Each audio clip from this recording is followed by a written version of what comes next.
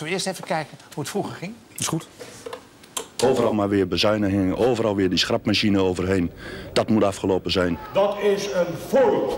En fooien, daar zijn wij veel te trots op. Het moet anders, het moet beter. Dit kunnen we niet pikken en dit pikken we niet. Kijk, wie het hard wil spelen, die kan het echt hard krijgen. Want wie zijn het volk dat zijn? Wie zijn het volk dat zijn? U bent het overtuigende bewijs dat het beleid van dit kabinet niet deugt. En ik kan daar eigenlijk maar één woord voor verzinnen. Huichelaars. Het zijn grote huichelaars. Wij kunnen dit volhouden tot het gaat dooien. En dat betekent dat het ook nog heel lang kan gaan vriezen. Dank, tot ziens en leven de bond. Juist, dat was uit de tijd dat Paul Reusenmuller nog instrumenteel plat sprak. Dat doet u niet, hè, geloof ik? Ik kan het wel, maar ik ben niet gewoon, nee. Nee. Doet u het wel eens ook, of niet? Ik kan tamelijk goed Jacobsen van S nadoen, ja. Maar doe eens plat, bijvoorbeeld een oproep om iets niet te steunen. Nou, befaamd is natuurlijk de uitspraak. Willen we naar de Dam, dan gaan we naar de Dam. Ja. En als u een toespraak houdt, dan merkt u dat het instrumenteel is om net iets platter te praten, of niet? Ik heb een paar keer ook zo... dit is niet van vroeger, dat bestaat nog steeds. Anderhalve week geleden stond ik zo ook op het Malieveld... voor meer dan 10.000 mensen uit de WSW te praten. Ja, dat is wel heel apart om daar voor zo'n enorme menigte te staan... en je dan ook authentiek op te winden over iets waar je volstrekt mee oneens bent. Ja. Dat lukt vrij aardig. De vraag is natuurlijk, dit wordt gezegd, en we praten het voor het gemak nu maar even na... dat dit kabinet misschien wel het scherpste kabinet is... wat bezuinigingen betreft van de afgelopen 30 jaar. Dan zou je dus verwachten dat de vakbond ook op zijn achterste benen staat... en dat er overal demonstraties zijn en dat heel het land in rep en roer is. De enige rij die je ziet is de rij bij de Mediamarkt. Ja, nou goed, ik zeg u net, we hebben anderhalve week geleden... met een behoorlijke hoop mensen op het Malieveld gestaan... Niet zo lang geleden heb ik voor net zo'n grote menigte stakende postbodes gestaan. Maar het is inderdaad waar dat op dit moment nog niet de massa's op straat komen. De vraag is ook of dat moet. Ik heb net vorige week een oproep gedaan. Laten we nou niet gaan lopen stampvoeten op het Malieveld... maar laten we om de tafel gaan zitten en met elkaar onze verantwoordelijkheid pakken. Met wie? Met werkgevers, met kabinet en mijn collega vakbonden. Is dat al gelukt? Het begint te lukken. Hè, dus, wat bedoelt u met het begint te lukken? Ik kan niet ontkennen dat de vakbeweging op dit moment ook met zichzelf bezig is... en ook verdeeld is over de vraag... op welke manier kun je nou het beste opereren in deze tijd. Dat zie je ook bij de FNV. Daar zie je ook een richtingenstrijd. Aan de ene kant, Henk van der Kolk die roept... we zijn voorlopig niet aan de beurt om te praten. We gaan naar het Malieveld. Geen gesprek. Een andere stroming die zegt, hoor eens, de enige manier om met elkaar oplossingen te vinden... is door met elkaar aan tafel te gaan zitten. Vanuit de bereidheid om compromissen te sluiten daar waar dat nodig is. En op die manier de ingewikkelde problemen van nu op te lossen. Maar wordt u nou bijvoorbeeld uitgenodigd in het Katshuis om mee te denken, tips te geven? Nee, in het Katshuis wordt niemand uitgenodigd. Nou, ik heb begrepen dat de werkgeversvoorzitter daar is langs geweest. Dat weet ik niet, of die daar, dat verbaast mij. Maar laat ik zeggen, er zijn natuurlijk wel contacten. En ik zie ook wel dat de behoefte is van de politiek om met ons aan de tafel te zitten. En samen eruit te komen. Dat is het beste voor iedereen. Maar in vroeger tijden, toen iedereen nog zo optimistisch was over het poldermodel... waarbij iedereen met elkaar probeerde tot een oplossing te komen...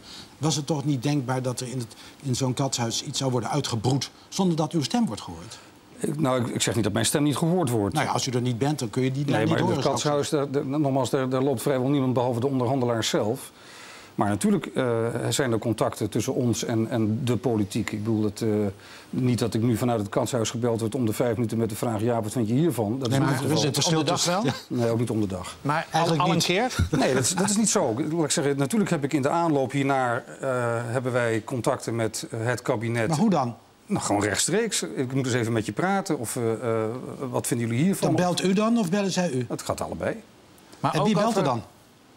Nou, ik heb vanmorgen nog minister Kamp aan de telefoon gehad die mij belt. Dat ging dan over een andere kwestie.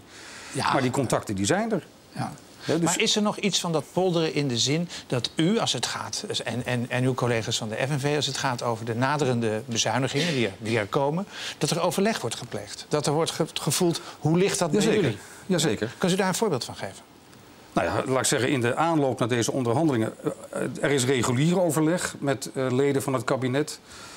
Overigens ook met Tweede Kamerleden. Natuurlijk ben je voortdurend, een mooi ander woord, lobby. Hè? Je probeert met elkaar te bespreken van wat is er aan de hand en waar gaan onze gedachten naar uit. Natuurlijk zijn ze voortdurend aan het sonderen van wat kan wel of wat kan niet. Of maar is er dan iemand van het CDA die dan logischerwijs iets dichter bij het CNV staat, die u dan polst en zegt van luister eens, wij zijn bezig met die nullijn. Kan ik op je rekenen, Jaap? Dat soort onderwerpen wordt wel besproken, ja. Dus net zo goed als ik sondeer waar... ik zeg dan niet dat het met de onderhandelaars in het katshuis is. Maar natuurlijk heb je voortdurend met politiek contacten erover. We moeten niet de indruk krijgen dat de rol van de vakbeweging uitgespeeld is. Ik bedoel, niet alles wat gebeurt, komt hier voor de camera. Ja, maar die contacten zijn veelvuldig, ook in SER-verband. Dus de voorzitters van de Stichting van de Arbeid, dat zijn in dit geval Wientjes en Jongerius. Die Jongerius die dan ook namens ons zit als vertegenwoordiger van de vakbeweging. Die hebben heel regulier overleg met leden van het kabinet. Ja. Maar Jongerius wil, als het bijvoorbeeld gaat over die nullijn, alweer heel wat anders dan wat u wilt. Nou, wat ik vorige week voorgesteld heb, is eigenlijk 3 dingen. A, wij moeten met elkaar aan de tafel gaan zitten. We moeten uit die verlamming die de polder op dit moment treft, daar moeten we uitstappen. Dat is hard nodig. Als je dat niet doet, dan zullen de dingen over en voor je beslist worden in datzelfde katshuis. Waar je dan ook helemaal geen moer meer over te vertellen hebt. B, ik heb gezegd, ik ben bereid om het pad te verkennen. Van wat betekent het als je een pas op de plaats maakt in de loonontwikkeling. Dat kan een nullijn heten, maar het kan ook een grote mate van matiging zijn. In ruil voor een aantal keiharde voorwaarden die wij gesteld hebben. Die met name de onderkant van de arbeidsmarkt treffen. Die pas op de plaats moet dan ook voor iedereen gelden. Dus ook voor de top van het bedrijfsleven. Anders dan heeft het geen zin. En het derde wat ik heb gezegd, vraag aan de SER om als de bliksem met een advies te komen over de noodzakelijke hervorming op de arbeidsmarkt. Maar dat vindt u dan belangrijk? Ja. U vertegenwoordigt, ik geloof, 330.000, 340.000 leden ongeveer. Tussen 340 en 350. Nou goed, oké. Maar u krijgt de FNV niet mee hierin. Dus in die zin staat u alweer niet zo sterk. Ik vind het wel ik geloof ook dat het op mijn pad ligt als CNV om te zeggen, hoor eens, als mijn grote broer of zus op dit moment erg met een intern gevecht bezig is, dat ik vanuit mijn verantwoordelijkheid zeg, hoor jongens, die vakbeweging is niet alleen maar het FNV.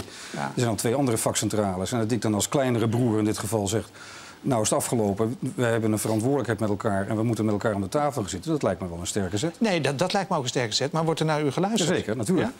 Ik geloof dat er vanavond ook in FNV-kringen gesproken wordt over de vraag van hoe gaan we hier nou op reageren? Wat gaan we hiermee doen? Gaan we inderdaad aan tafel of niet?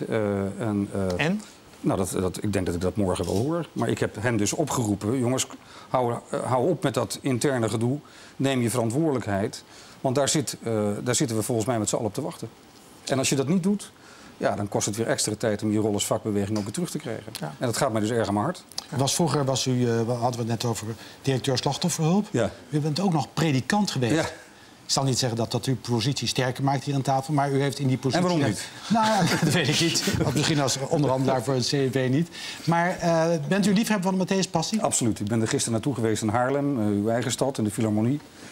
Waar helaas de laatste uitvoering van de Holland Symfonie, waar ik voorzitter van ben... Ja, slachtoffer van de bezuinigingen, dat heeft u niet kunnen voorkomen. Ik zoek het elke keer weer op.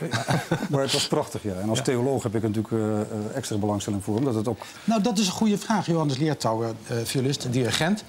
Is het iets voor gelovigen, de muziek?